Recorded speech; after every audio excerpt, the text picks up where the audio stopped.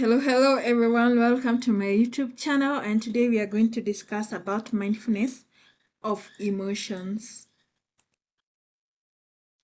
I would like us to take a moment and ask ourselves, what am I feeling right now? What am I feeling right now?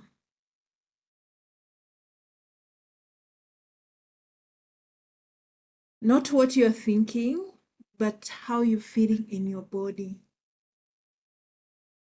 What am I really feeling right now? What am I really feeling right now?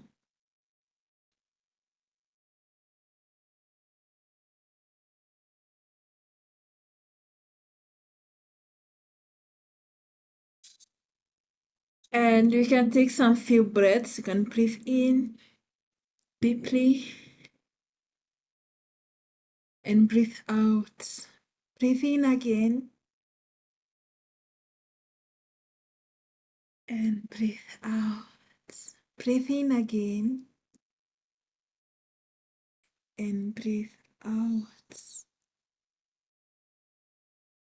What are the objectives for today? One is to understand what mindfulness is and what is not. And it flows to emotional awareness.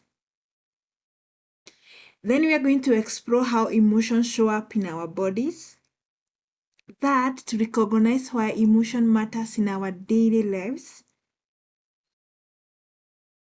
The fourth, learn healthy ways to deal with intense emotions.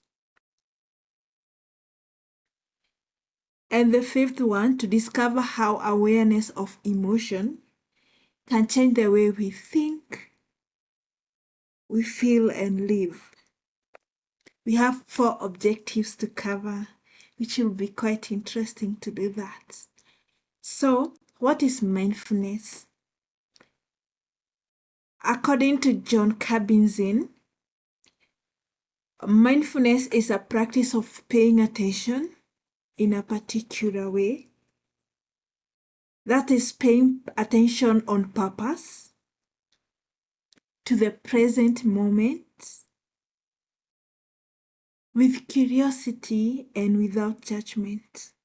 What are we paying attention to? We are paying attention to inner and outer experiences that we are having in the moment.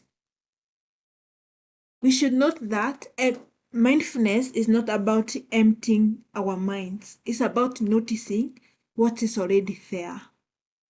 What is the purpose of being mindfulness, of practicing mindfulness? One, you become more aware of the experiences that one is having. Then one is able to respond rather than react. Actually, science shows us people who practice mindfulness, they are less reactive, less stressed, worried, depressed, and generally have good mental outcomes than the people who do not practice mindfulness. How are emotional experiences experienced? Emotions are not just ideas. They are physical sensations in the body. For example, when someone feels anxiety, they may feel like tightness in the chest. When someone is angry, they can feel the heat in the face or the tension in the jaw. Sadness, they may feel heaviness on the shoulders.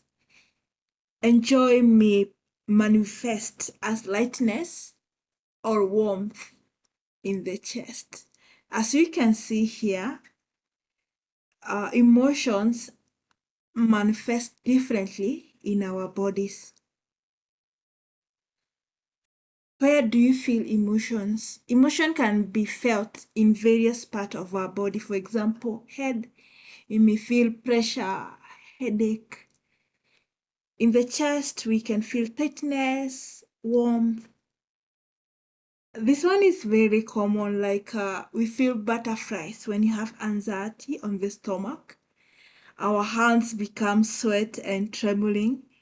And muscles, you can feel the tension and restlessness. These are the where we feel emotions, and always good to notice when we're feeling these emotions so that we can be able to be aware and to be able to respond rather than to react. Naming of the emotion is very important because when you name the emotion, we are able to tame it. There are basic emotions that we have and we can be able to name them. For example, anger, fear, sadness, joy, surprise, disgust.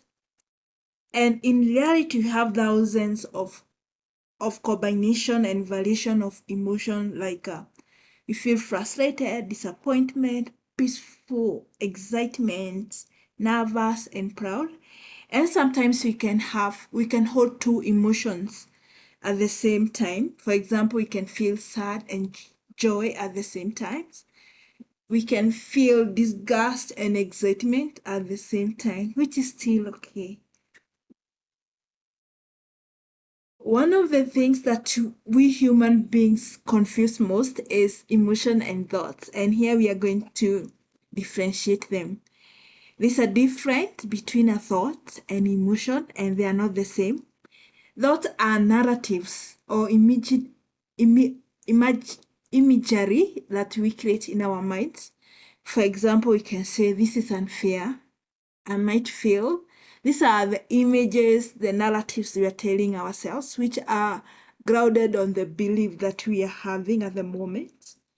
Then emotions and feelings, they are energetic sensation experience or felt in our body, for example, tightness of chest, heavy feelings. And we should note that thoughts can trigger feelings, if feeling can trigger thoughts, and feelings can trigger more feelings. So it's always good to be aware of what we are thinking because it's associated with the feelings that we may have. Why is it important to be mindful of our emotions? One, we can be able to pause instead of reacting, which is very powerful. When we pause rather than react instantly, it creates a space for the emotions. We're able to think, we're able to get insight, we're able to get wisdom. Then we are able to understand ourselves. Like someone can say, oh, I'm feeling overwhelmed right now. I'm feeling sadness. Yeah, and then we make wiser decision because we are getting insights and wisdom. And we are not just automatically reacting to our feelings and emotions. What happens when we are not aware of our feelings? One, we tend to ignore our emotions. They can build up and explode. Have you ever seen someone in traffic jam? They are triggered by small things and they just explode because they are acting impulsively. We may get confused, overwhelmed, or get burnout. For example, if when someone snaps at someone without knowing why they are doing that, when we feel stressed by calling it being busy, like we like being busy nowadays, and we avoid feelings through distractions. Yeah, this has happened when we are not aware of our emotions. Not everybody experiences emotions the same way. Some people may go through difficult, overwhelming experiences. That's why it's good to practice trauma-informed mindfulness, which means whatever we are doing mindfulness practice, we should practice them safely and gently and based on the choice. And there are principles on how to safely do this kind of practices. One principle is safety first. Always feel safe before exploring emotions. And sometimes we don't have to close our eyes when you are doing mindfulness of emotions. We can stay aware of our surroundings. Then we can anchor our mindfulness on something else rather than emotion. For example, body sensations, sound, environment, and sometimes we can also take a walk, take coffee. Then the second one, we have a choice and control. We always have a choice. We can pause, stop, or adjust at any moment. The third principle is to go slowly. We don't force ourselves through the strong emotions. We can take a pause, we stop, and then we can explore them slowly, gently, in small steps. Maybe in a day you can say, oh, 3 minutes is to explore these emotions. And then the fourth one is to focus on the present moment. If emotions feel overwhelmed, return to something that feels safe, like the breath, your feet on the ground, and what you can see around you. So there are 4 principles that we can practice safely. One is safety first. Choose, we know we have always a choice and can't control. Go slowly and focus on the present moment. How do we relate to emotions? Because of our culture differences and the way we are brought up, some people in some culture, they are not supposed to cry.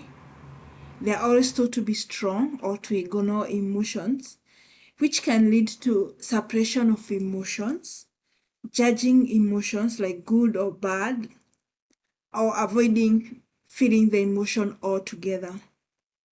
When we practice mindfulness, it invites us to new relationship. We notice the emotions, that is recognition. We allow the emotions just the way they are. We understand them and then also make a space and hold them with loving kindness. There are buzzwords that have been learning lately, especially nowadays with artificial intelligence. That is emotional intelligence, which is ability to be self-aware of how we are feeling and feeling of others. After feeling this emotion, we are able to regulate them using healthy coping strategies, being empathetic, being able to put being able to put oneself in someone's shoes, and having social skills of communicating and relating well. In summaries, emotional intelligence has 4 elements. One is self-awareness, self-regulation, empathy, and social skills such as communicating and relating well. Then we have another word that is emotion literacy. This is ability to identify, name, describe the emotion clearly. This is having the vocabulary of the emotions that we are having. Rather than just saying, I'm feeling bad, I'm feeling good, we can be specific to the emotions such as sadness, grief, excited. For example, we can change like from I'm feeling bad to I'm feeling overwhelmed and a bit anxiety. So when we practice mindfulness, strengthen the both, we are able to notice, we are able to label them and to understand them, and also to be able to respond skillfully to them. This something called window of tolerance. What is it? It's a psychological concept that's described as zone where we feel calm, balanced, able to cope and handle life challenges effectively. And then in the window, we can go outside the window, which when we react, when we have fight, fright, or freeze, we become hyperarousal. We feel anxiety, we feel anger, we feel overwhelmed. And hyperarousal is when we feel numbness, we shut down or become disconnected. So mindfulness helps us to stay in zone of window tolerance by gently returning to the balance when we are hyperarousal or hyperarousal. And conclusion on the mindfulness of emotions. Mindfulness does not remove emotions. It helps us to meet them with awareness. And awareness, we find clarity, balance, and wisdom. Thank you so much, and see you in the next video.